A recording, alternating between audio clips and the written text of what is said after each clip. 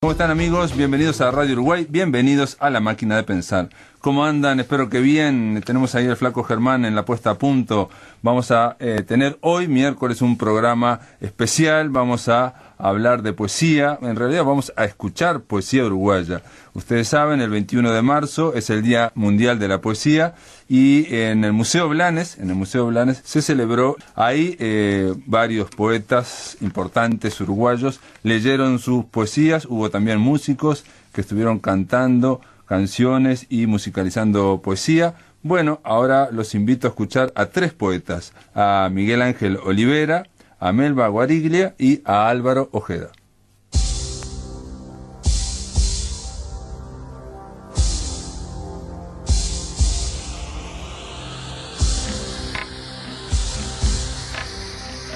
Buenas noches, gracias por estar. Paráfrasis de Rubén Olivera.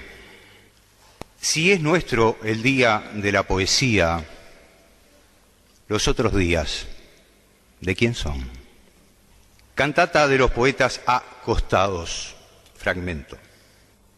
Este que se acostó con esta, que se acostó con este, que se acostó con esta y con este, que se acostó con esta, que se acostó con este. Poetas desde el este, poesía como peste. Los poetas acostados somos apenas los primeros náufragos que llegamos a estas orillas rabiosas, a restañar heridas, a brevar caballos, a preñar futuros, a intercambiar metáforas, compartir asados y seguir viaje. Pero nos fuimos quedando. Le sacamos punta a los lápices y a las chuzas. La poesía nos llegó como arrastrada por el mar, como un madero carcomido por el salitre flotando entre las olas, como una tabla de salvación o como un remo. Y nos gustó sentarla en las rodillas, acariciarla como recién púber, descubrirla de a poco, desde abajo, subiéndole la pollera despacito y quedando atrapado entre sus piernas. Le descubrimos las alas, las flores, los gatillos, las palabras bonitas y las palabras feitas, las palabras en celo y las palabras en armas, los secretos, las trampas, los adornos, las máscaras, las dulcedumbres y las saladuras. Le entendimos las señas, los suspiros, los gemiditos mimosos. Le dimos de comer y de beber, pero nos pide más. La poesía siempre nos pide más, voraz, veraz. La poesía es revolucionaria porque dice la verdad. Por eso, cuando vean a un poeta acostado, dispárenle. No dejen que hable, mátenlo, les complicará la vida. No lo inviten a sus casas a cenar, se comerá todo y enamorará a sus hijas. Disparen sobre él, no lo escuchen, sálvense. A la poesía la carga el diablo, pero la empuñan los arcángeles. Persígnense y disparen. Después le compran un libro a la viuda y está todo bien. Lectura de poesía. Este poema está dedicado al poeta Elder Silva, un amigo muy querido, que me enseñó este negocio rentable, próspero, de leer poesía mediante un pago. Antes, cuando era mozo, donde meaba dejaba un pozo. Leo, meo, feo. Leo poemas por ahí, por acá, donde me invitan, donde me pagan un vino, un pan, 2 boletos y un beso. Y a veces ni eso. Igual leo.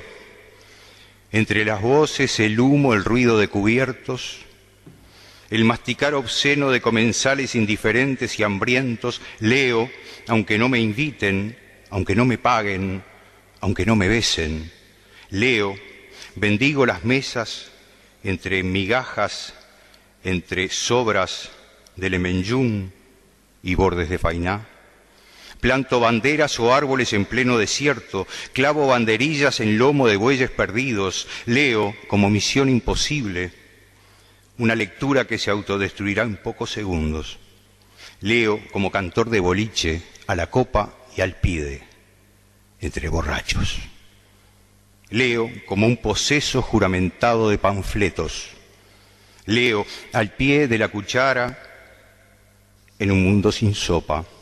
Leo a las 5 en punto de la tarde en un mundo sin relojes. Leo adivinando el parpadeo de todas las luces y todos los lejos. Leo un manifiesto renegado, un himno reo, un tango negro. No leo en los casinos de oficiales, ni en el quincho de Varela, ni en la estancia de Anchorena. Leo, quiero decir que meo como un león marcando territorio, herido y maltrecho, un león feo, un león viejo. Leo, meo y ni rastros dejo. Gracias.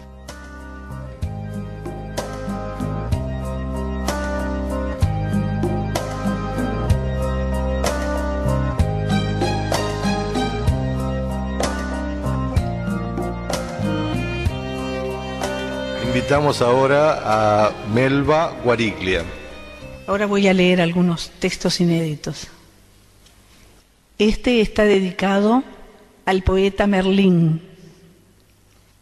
El gato sueña sobre mis rodillas un séquito de aves. Es una fiesta la paz de su albedrío, la mano enguantada que toca un poco de semejanza. Extraño animal mío. Un susurro de orfandad reclama cuando duerme y su lomo ondea surcando mares en el aire pequeño de la casa. Lee a menudo las líneas de mis ojos, explora el universo de las almas como un viejo sabio armado de soles en las uñas. Se aísla entre nubes, susurra conmigo, reparte sílabas como si temblara a la luz de la luna y sabe todas las respuestas, aunque las calle. No soy igual a mí misma. Invito a responder a los dioses si existe alguien que nos plagia, emisario de un lugar distante, copia de su origen. Alguien me parió 2 veces y me dejó extranjera. Todos nos hemos borrado en el vértigo de otros. Nos absolvimos mortales. Soy una mujer demorando la suerte de ser ella, el lado oscuro del paraíso. Reaparezco en la espuma. Unas gaviotas han partido el cielo. El faro interrumpe la caída del sol. Surjo como barca en diálogo de peces. Éramos diáfanos, pienso, y libres. Al menos sabíamos crecer.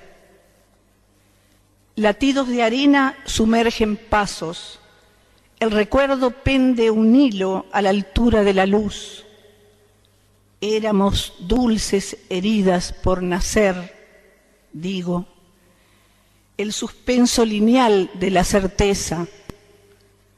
Resisto significados, un instante desaparecido, sitio que falta en el pulmón del tiempo. Resisto fatigas, batallar de cangrejos, el tamaño de las piedras, el embate obstinado del mar. Sobrevivo en el lúcido amparo del abrazo. Pobre de ti, poeta, no alcanzas a salvar lo que no tuviste. Hablas de perros en busca de pistas hacia el hueso y no eres más que hueso piedra hueca. Has visto el desierto sin olas, amores horizontales en cadenas, escuchado el silencio, lo que la vida espanta. No sabes con qué está escrita la cólera, la contienda del oficio fantástico, el sitio dolorido del paisaje. La arena no deja ver el aire intoxicado, la humareda, la sed encarcelada. Hay que taparse la boca, enfundarse el vacío, no seguir las trampas del viento y escribir de pie en el ojo mismo del torbellino. Jirones, frases apedreadas, rato escaso de caricias, mano de cartas delebles, reiterado intento. Mañana blanquearé el toque del muro, restos del derrumbe a doble tinta. Entonces me acostaré con cualquier palabra, por amor. No hay ninguna puerta, ninguna casa, nadie cansado de repetir la clave de acceso a la imagen pura. Las huellas de mis dedos son invisibles. Mi silueta es un ápice de palabras entretejidas en la esquina del aire. Soy prisionera del destello que resbala sobre la costa, el agua numerosa de los mares. El manojo de llaves ha perdido la razón. Las palabras se deshacen cuando las nombro. Y para terminar, un poema Tatiana Oroño. El sol no tiene sombra, enceguece el mantel, la cuchara ávida de brillo, toma mi sopa y mi pan, derramando términos fugaces al mediodía. La poesía nace de las cosas, sin mi reflejo en la vidriera, sin mi nombre, como el mástil sostenido por una simple sombrilla.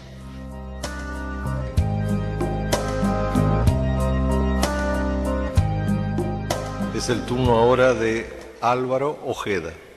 Bueno, buenas noches.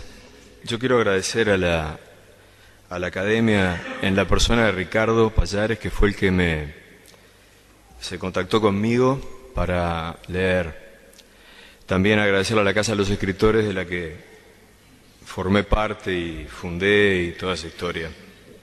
Yo voy a leer dos poemas. Uno es el último poema de un libro que me gusta mucho, que quiero mucho, que se llama Aceptación de la Tristeza, que fue publicado en 2011. ¿Dónde están los que llegaron antes que Moisés? Se acomodaron en sus habitaciones, solicitaron la cena, comieron mientras miraban el cable, lo mismo en lo mismo, y durmieron bien comidos y satisfechos. En las tuberías, en los caños, en los desagües, ni una sola referencia acerca del destino. Despiertos, tras un desayuno ligero, el mar rojo. Enjabonados, enjuagados, secos, lustrosos, a la calle. Otra habitación, otra cena, otro desayuno.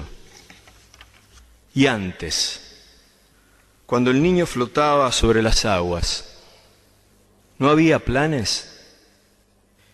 Cuando tocó los altos juncos del Nilo y fue ungido y acribillado luego, y vuelto humo y ceniza salió del crematorio, ¿había planes? El mecanismo que permite posarse al gorrión, vibrar en un salto, mientras vibra el alto junco en el que se posó, ahora concluye. Y el segundo poema que voy a leer es de un libro que se publicó el año pasado, que se llama Criaturas Abandonadas, que es un afano a Homero Manzi. Tus tangos son criaturas abandonadas. Los adioses, Esto es un robot Netti. He pasado la noche hablando con los muertos. De fondo, los Stones, Carlos Di Sarli, Chopin. Gozos aleves en el Palacio de Plutón. Migas de azúcar en el Palacio de Proserpina. El peaje de los muertos. El infinito peaje de los muertos. En versos destemplados, pleno junio, los pies fríos. Toda la poesía es un puro apronte. Muchas gracias. En el aire de Radio Uruguay, La Máquina de Pensar.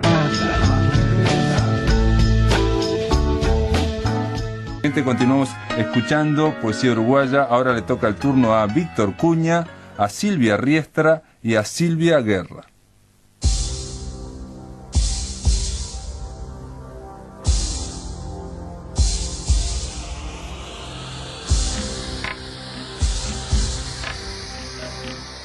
Blackout. Toda ciudad tiene su edificio contra el sol, ese que viste en oro todos sus vidrios, por unos instantes al atardecer en determinada época del año, y que si lo miráis espeja, y que si lo conocéis de antes, te maravillas de verlo así ahora, todo relumbrado, todo sobresaliendo. El de Montevideo está en la Rambla, un poco más adelante de Quibón, y se llama Nautica. El de Río está en Copacabana y sus 35 pisos discretamente reciben el nombre del señor de Sousa, que habrá sido el contratista, tal vez el arquitecto o más probablemente el hijo de puta que se enriqueció con él. En Manhattan, el gemelo es el Silver Snow, cuya altura se extiende, en la ingenuidad precisa de su nominación, cerca de Park Avenue, en un raro escorzo que le permite capturar el poco sol de tanto smog. Me he pasado la vida buscando sus reflejos, cegado por el legítimo oro de sus relumbres, de imaginarme viviendo en ellos, corriendo cortinas de tela aluminizada que no impidan el destello formidable. No he logrado más que ser algo así como el de al lado. Pero mis lentes de sol, filtro especial UV, supertratados, triple protección, defensas laterales, atestiguan mi fe y mi esperanza. Dice Augusto, el coro canta, esta es la luz de Cristo. El foco cenital sobre el poeta se va atenuando lentamente. El 25 de marzo va a ser 14 años que muy cerca de aquí desapareció un muchacho que tenía 18 años y que se llamaba Enzo Terra. El poema se llama www.porenzoterra.org. Mi hijo escribe en el Facebook: querido Enzo, donde sea que estés, siempre te esperamos. Él escribe eso y constato que ya han pasado 13 años y no sé cómo creerlo. De a pantallazo en cachetada me reinvento esa tarde intentando dar con él cuando la esperanza era nuevita y a mis hijos les partía el alma con pistas posibles y razones inciertas. Y así fuimos, rastreadores inexpertos, 1000 veces ilusos, el auto a la terminal de Río Branco, que allí lo vieron, el auto por Agraciada y Tajes, que allí lo vieron, un muchacho alto en short y ojotas, ¿no lo vieron? El auto por la Rambla, por las dudas, inutilidad y smog, el auto a donde fuera que fuera, inutilidad y smog, y los taxis tratando de ayudar, inutilidad y más smog, y las llamadas que dicen algo y te susurran al oído que hay una comunidad casi secreta en tal lado, que en una farmacia en tal otro lado creen que puede haber sido él, y también las llamadas falsas, esas llamadas de que no puede ser que haya gente que no tenga nada más que hacer. Y todos diciendo, tratando de creerlo, si hubiera pasado algo definitivo se habría sabido. Y todos pensando, tratando de no creerlo, pero ¿y si se fue a Brasil? Quedamos sin palabras y Brasil aparece como un lugar inmenso y sin retornos, un mapa infinito lleno de cunetas donde echarse a dormir para siempre. Vuelvo a los que llaman. pero ahora ya no imagino llamadores independientes, sino un organizado servicio de voluntarios acicateando a parientes y amigos con rumores y pequeñas pistas que mantienen interés y a la vez son la dosis pedagógica para que vayan aprendiendo el arte duro de sobrevivir, a los que tenemos documento y solar conocido todavía, a los que estamos más perdidos que el perdido, a los que estamos más desaparecidos que el que no aparece, a los que restamos, a los que permanecemos, a los que continuamos viviendo para hacernos cada día, cada uno, sus cuentas personales, a los más cercanos que se preguntan, ¿y si esa tarde hubiera pasado? Si el día anterior hubiera llamado, si lo hubiera visto y le hubiera saludado con un grito y le hubiera comentado parloteante algo que tuviera para decir o que pudiera haber inventado en el momento por causa mágica de toda magia y que hubiera cambiado la historia.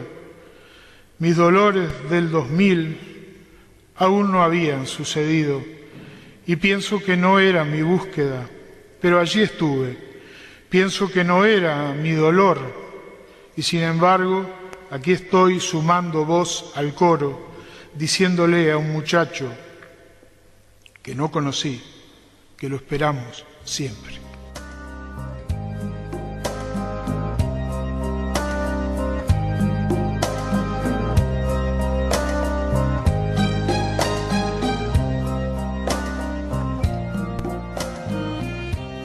Invitamos a Silvia Riestra, por favor. Ejercicio en témpera, olas como girasoles. No fue una amenaza de agua fuerte, su mismo ritmo, su mismo ímpetu, pero diferente. Era una ola pintada el temple en un salón de clase. Tampoco una, eran tres. No daban pavor como las de Okusai. Saltaban desde el agua como rulos, como vueltas carnero. Se derramaban sobre hojas de dibujo o sobre colchonetas azules, resbaladizas como acuarelas. Sus cuellos sostenían girasoles. Los demás eran solo espejos que jugaran a ser sus altavoces. A todos se les hizo eco, hábito, reflejo perpetuado, hado. Cuando fueron pocos y el juego se hizo mueca, desapareció. Aprontar una coreografía para la fiesta, que todo ocurriera sin interferencias, la distancia de las fuentes, el ángulo de la cabecera, sus costados. Cerca de la enramada pasaría quien descubriera la virtud.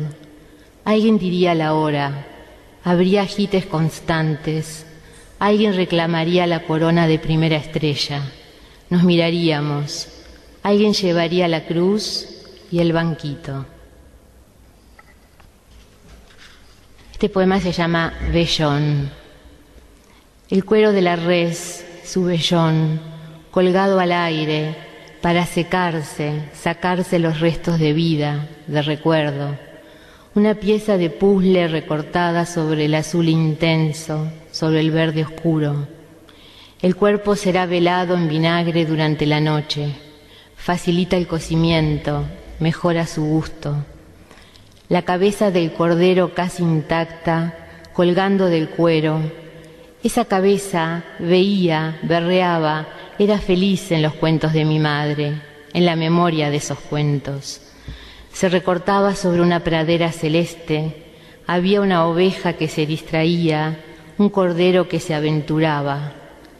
Sobrevenía la pérdida, la búsqueda, el ahogo compartido. Yo pedía siempre ese cuento, su principio despreocupado, su final feliz, su angustia, su derrotero calibrado, un puzzle cercenado, incompleto, la idea de la desaparición insostenible, a no ser por su naturaleza de cuento, a no ser por la felicidad final del reencuentro. Sobre el cordero caía la culpa, siempre cae la culpa, el rayo de Dios, la intemperie cósmica. Cordero de Dios que quitas el pecado del mundo, ten piedad de nosotros. Ahora, colgando de un árbol, de un poste, medir el sufrimiento desde ese cuero memorioso o desde la madre eglógica buscando en cada foso del terreno a su hijo perdido. Se suceden noche a noche las ovejas blancas, rebosantes de lana, las madres que buscan a sus corderos, perdidos de Dios, de la piedad de Dios, de la piedad de los hombres. El cordero asado a fuego lento, su sacrificio, los invitados y los parientes de los invitados observan al cordero estaqueado, deprivado, horizontal, en medio de risotadas, brasas, cenizas. El cráneo reseco como mascarón de proa terrestre en medio de un mar verde. La oveja encontraba el cordero en el final del cuento de mi madre, topaditas de abrigo, de lana, de vellones, de letras, de balidos. La madre del cordero asado busca al cordero desaparecido. Los invitados y los parientes de los invitados no la ven, no la oyen, o parece. Ella no sabe que repartieron en porciones humeantes la culpa, ni quién se llevó al cordero, quién traicionó el final del cuento de mi madre, quién repartió en porciones la culpa, quiénes silenciarán los que supieron lo que todavía saben.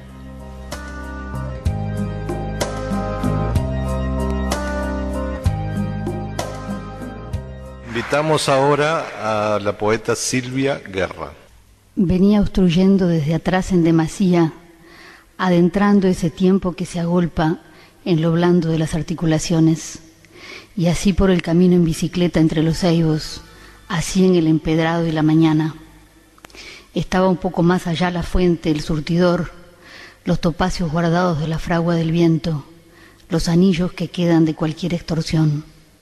Sin embargo, hay un hilo que las busca, un tiento debajo de las lonjas apiladas y que la luz transmite. Quedan las piras, una sobre otra, el alto pelo para la tarde próxima. Esta mañana la luz filtra en las hojas y la tarde modifica sus tallos. Una granada presa en grutas toscas muda la materia reciente en una gloria verde atiborrada entre la clorofila. Es mejor el resguardo de esa hora que confunden las sienes. Recogerse. El silencio es mejor. Vale la noche, vale el crepúsculo doliente, vale pasar reiteradamente en las ventanas removidas y ser en ese instante luz en la pared siguiente. Contra la nuca todo lo que resta, los posibles espasmos en las hojas, el halo que desprende la emoción. Asciende entre las pausas y los hiatos en sombra de ascensor, ahogando estridencias y mediodía, poniendo trapos a los celos, proyectando las demás cabelleras esparcidas y espasmos. Pero el rumor persiste, crea un submundo o un aire, crece apenas, un espacio en que moverse desde el pálido papel hasta el sitio en que la carnadura de la voz va al recinto del asma y un todavía puede insinuarse aún, rozando el vaso, enroscando un humo como si fuera de cacao a otros anfibios que cae en la maraña de la noche, liban de ahí entre el olor y el sueño. Una joven venada, una potranca del agua racimada donde la arqueta del sauce la predijo. Los hilos que parecen paralelos se adelgazan apenas y nadie se despide del ojo único que brama allá en la roca. Son instancias, gemidos, abluciones, intentos, son intentos. A veces una convergencia natural, un cierto aire de familia y la navegación con boya del hasta dónde, las marcas del incendio, del abismo, de la obsesión, del rito. Un paso más, cualquier navegación encalla. Una palabra y el cuerpo cae, traslúcido del alba sobre un pasto mojado. Una verde pradera humedecida y el espectro apenas se vislumbra ahí, boqueando. Son figuras que casi no pueden percibirse. La contundencia es, entonces, implacable. Trae la boca abierta y crece, maulla, arrastra entre las bolsas una especie de dicha, de constancia y de dicha, en bolsas de plástico calado que dejan entrever esos lingotes. Y todo más allá se ordena clasificado, externo, encastrado, muchas veces perfecto, sobre una mesa larga con ruedas que puede servir para alcanzar un libro cuando alguien se despierta en mitad de la noche, o para disecar cualquier ser vivo en caso de que la duda salte. Y si la noche cae, aquel espectro que apenas balbuceaba olvidado a unos centímetros del pasto puede resplandecer plateado, fino, helado como escarcha fulgurante, puede oírse sonar en láminas metálicas delgadas y hasta verse la combustión de turba en las partículas del asma. Se agita de manera horizontal las pequeñas hojas de las tipas antiguas, a punto de arrancarse designadas con rayas amarillas. Contra el espejo musitó una boca que decía de Dios en las vocales, que Dios estaba ahí, en las vocales que dejaban sitio, que eran dadas del aire, que el respiro era Dios, que el alma el soplo. La chata superficie del espejo, apenas conteniendo el hálito, apenas empañada, devolvía semejanza, daba letra, volvía legible el plomo, renacía. Entonces, ante ti, se llega a la pared, al hoyo. Y sí, estás atando contigo las espuelas del asma, sí, las cosas una por una, porque sabes el trabajo que cuestan, el trabajo que han dado. Solamente tú tienes esa medida dentro tuyo. La vertebración de esas hojas en la rama, para que la rama en el viento acompase los feudos del recuerdo, que puede ser ninguno. Ves la madre, la que mira la rama con el viento y no tiene recuerdos, se le han ido. Y sientes un momento entre los dedos, en el filo último, en las yemas, esos dones magníficos del mundo y el arrullo de la marea y las voces. Pero el tiempo a esta altura se ha vuelto a reducir. Quedan líneas como las ramas que el invierno extiende con esquejes a más, que golpean en la ventana de tu cuarto. Hay un rescoldo, es cierto. La interferencia ha mellado el metal que antaño relucía bajo la capa, que el mismo paso diario ha ennegrecido. Aquella bocanada por las calles cantando y el fervor y hasta el afán se acurrucan como un gato en la estufa y esconden la cabeza para dormir un rato. Y aquí estás, enfrentada contigo en el umbral incierto de la hora, alumbrando a tientas, casi a tientas, ese fulgor que queda hacia el aro minúsculo del día, como si hubieras descubierto el mundo. En el aire de Radio Uruguay, La Máquina de Pensar.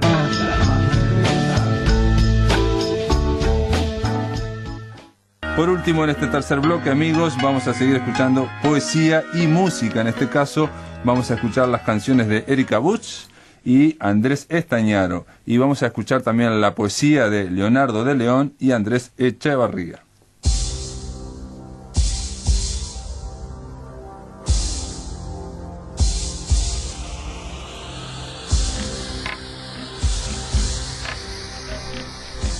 Buenas tardes. Empiezo con este. Este se llama Brindis.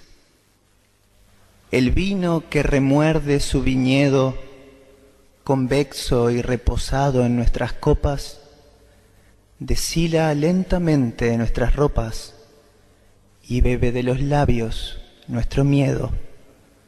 La sangre y su metáfora en el cuello desangra lo que embriaga y lo que calla. El Cristo que en mi cuerpo se desmaya apaga su destello en tu cabello. Un gesto indiferente borronea los nítidos contornos de las cosas. El hambre de lo oscuro nos rodea. Las velas ya se duermen silenciosas. No hay nadie en esta casa. Dios ha muerto. Las copas se desbordan de desierto. Este se llama Otra Muerte y es un misterio para mí. No sé qué quiere decir. Creo que lo debo haber escrito bajo el influjo de una lectura de Baudrillard, un libro de Baudrillard que se llama Las Estrategias Fatales. Los pájaros del tiempo se han perdido y vuelan desplumándose en la historia. Se comen entre sí. La giratoria ceremonia concluye en el olvido. En el pecho de Dios muere su nido, con voces como harapos sin memoria, y en el centro de ese nido está tu gloria. Se muere sin saber que había nacido. pararon los relojes su aleteo, y el hombre se libró del triunvirato de agujas que ostentaban su mandato. Murió el asesinato del deseo. El sol cruza llorando la llanura, aguja de otro día sin figura.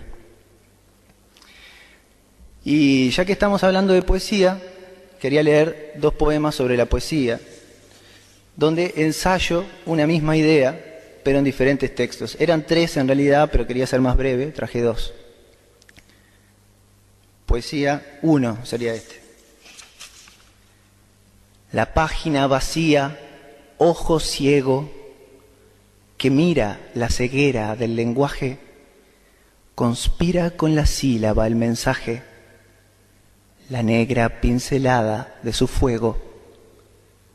Valiente y malherida como un ruego, irrumpe la palabra. El paisaje de tiza se abre paso en homenaje al tatuaje de su desasosiego. Los símbolos destapan su torrente y quiebran la pangea del vacío. Se ahondan por las cuencas hasta el río, desierto en el oasis de la mente. Siembran islas sonámbulas de historia, donde sueña su rostro la memoria. Este es poesía 3, el 2. Nunca las segundas partes fueron buenas. Las letras desaniman la manía de Dios que yace al fondo del idioma y llora con el gesto de una coma la acción de la impotente melodía. Eterna en su pletórica estadía, la íntima palabra policroma que encierra el universo se desploma y asciende incandescente con el día. El trazo se traiciona en la justicia de un nombre señalado y arbitrario. Lastima lo que el símbolo acaricia. Estática en la luz de su avaricia, la página es un ojo solitario y el verso la pupila vitalicia. Este fue escrito a 2 manos con un amigo que está presente, se llama Horacio Cavallo. Hemos estado escribiendo a través de mensajes de texto, correo electrónico y Facebook algunos sonetos. Ya vamos bien, Horacio, te vi por ahí llegar. Vamos bien. Este hace homenaje a 12 poetas, algunos uruguayos, otros extranjeros, 13 poetas, 2 de ellos vivos. Quiero decir que para mí el más grande de todos los que voy a mencionar, me hago cargo, después si me quieren pegar en la salida, bueno, es un señor que se llama Jorge Mereta. Dice así: en Falco fui feliz y en Figueredo fui un Álvaro con nombre provisorio. Me ensombreció Vallejo y el mortuorio fraseo de Edgar Allan como un credo. Conté las fresias del jardín de Alfredo, versificando en su conservatorio. De Mereta heredé hasta el escritorio, y el bocha me desata de su enredo. Con Circe comprendí la paz de Octavio, el duro sortilegio de las piedras. Delmira, Amanda y Juana entre las hiedras colgaron llamaradas en mi labio. Ducás en la mochila me recuerda que el nudo no requiere de la cuerda. Gracias.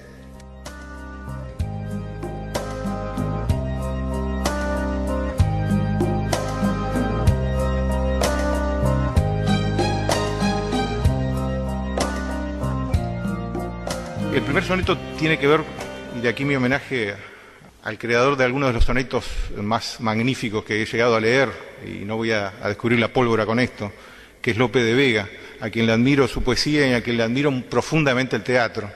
Y dentro de su teatro, El Caballero de Olmedo es una obra que me seduce particularmente, en ese triángulo que forman entre Alonso, Inés y Rodrigo, ¿no? Rodrigo, el villano, el malvado, el envidioso; Alonso, aquel que que significa toda la belleza en todo sentido masculina del hombre, e Inés, la que se enamora de alguien cuando ya tiene un compromiso familiar. Y a mí me parece ese equilibrio está muy bueno y tiene que ver en un momento de la obra cuando Rodrigo dice que no le hace nada a la vida y la muerte, que la vida y la muerte es algo que le es indiferente, y Alonso, sin embargo, ese héroe sufrido sí le hace la vida sí le hace mucho la vida y la muerte, ¿no? Dice: en el valle a Inés la dejé riendo, si la ves, Andrés, dile cuál me ves por ella muriendo. Es que no existe un modo de encontrarse muy cerca de un acuerdo cuando pasa Rodrigo con su altura tan escasa. Mejor es la aventura donde hallarse, más quieto en un retiro y adueñarse del aire sin la sangre que repasa, desde Medina hasta Olmedo la causa del celo y de una envidia que al ahondarse presagia al final y aleja el placer del cuerpo donde expresa una mujer camino, y no este forzoso veneno que toma Alonso, quien no ha de temer sufrir la vida y la muerte al caer sobre eterno y predecible terreno. Culmino con estos 2 sonetos. Leda, 1. A Leda la asaltó un cisne en el bosque y no entienden el cómo un ave débil pudo haberla embaucado, dejándola desnuda y complacida en el lago, y a Tíndaro el de Esparta en su reinado le vienen las dudas como esposo de si un dios es quien tiene el íntimo trofeo entre las plumas guardado, que él nunca en sus conquistas de países le trajo, y observa a su consorte que se acerca a una fuente, mirando unos palmípedos que nadan y estiran, el cuello hacia lo alto como espadas que miran el cielo y luego ocultan la cabeza en el agua. No ofrecen otro obsequio para Leda, y la orilla le moja la memoria en femeninas caricias que se hace con las manos mientras buscan y extrañan. Leda 2. El vientre se dilata en la preñez de su cuerpo y al borde de unos juncos es testigo el estuario en donde deposita los 2 huevos de blanco, misterio que ha dejado su tropiezo con Eros. El cisne la hizo hembra, y aunque Tíndaro en celos le ordene ser la esposa, entre las piernas el claro designio de un destino hacia otro lado ha llevado su fémina medida en rebeldía y sin miedos. Entonces 4 hijos que confirman la historia serán el claroscuro de un conflicto y la ilógica que muestra los caminos tan extraños del hombre, que un ave sin ejército ni voz en la hipnótica razón de seducción le haya engendrado discordia, demuestra que el silencio dice más que los nombres. Muchas gracias. El texto lo escribió Marcia Collazo. Ella hizo el libro Amores y Marrones, las mujeres de Artigas, y a mí me encantó Melchora Cuenca. Melchora, esa lancera, esa chirusa mestiza que tanto luchó también por nuestra tierra. Mujeres que hicieron historia y que de repente no figuraban mucho en los libros. Y en este mes de la mujer y en este día especial de la poesía, para todas las Melchoras que están aquí en esta sala, Melchora Cuenca. Delma Perdomo, para vos también, que sos una gran Melchora.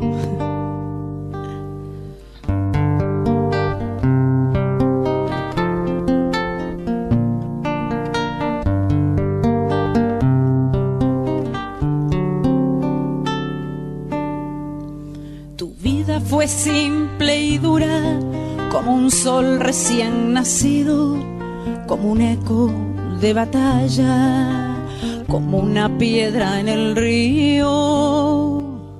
Tu vida fue un alma ardiendo allá en purificación, fue sangre y revolución, rejón de lanza guerrera, fue un fogón y una bandera de pobreza y alegría, cuando la noche era día y el dolor pura quimera. Y eras Melchora, Melchora, la de flor y pedregal, la de los ojos en llamas, la mujer del general.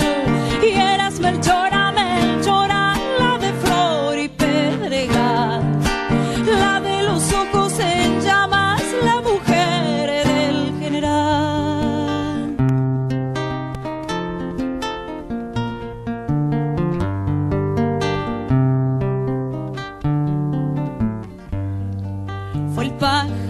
posó en el corazón de Artigas, en su valor y en su frente, mientras la tierra gritaba y la muerte te rondaba y la libertad ardía, y eras Melchora, Melchora, cuando la noche era día, y eras Melchora, Melchora, la de flor y pedregal, la de los ojos en llamas, la mujer del general, y eras Melchora, Melchora, la de flor y pedregal, la de los ojos en llamas, la mujer del general.